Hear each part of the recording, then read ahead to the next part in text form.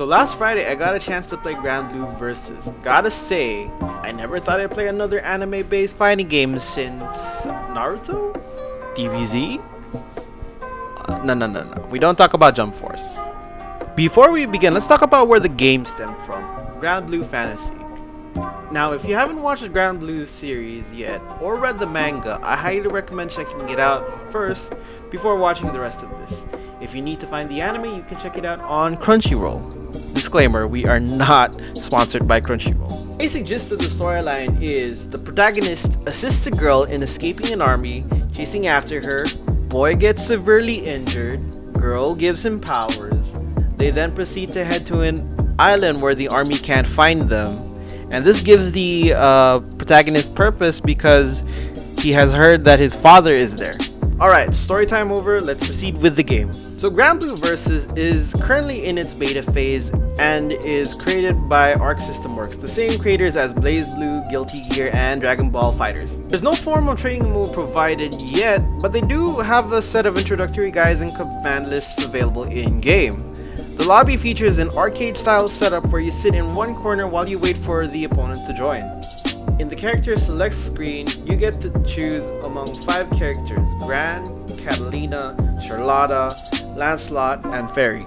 There are some very interesting mechanics that differentiate itself from traditional fighting game formats. First off, you'll notice the 4 squares right next to the health bar. Those are skill indicators. If a skill has been exhausted, the animation will change, indicating a cooldown. What this means is until the box regains its color, you will not be able to execute that certain skill.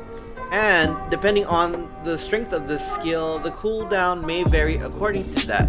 So, stronger skills have longer cooldowns and lighter attacks have faster cooldowns. The guard system has multiple ways of evading attacks. You can block, you can backdash, you can step to the other side of your opponent. However, the only thing is, with the last 2 options provided, you are vulnerable to close-up attacks and throws. Speaking of throws, it is possible to break from it.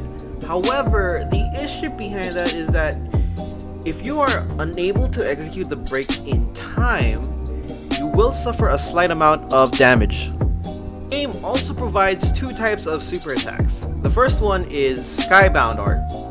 This is only available if your Skybound gauge reaches 100%. The second one is called a Super Skybound Art. It's similar to the first one, except it's only accessible if your HP is low enough. You can tell if you are able to do it if your health bar turns light blue.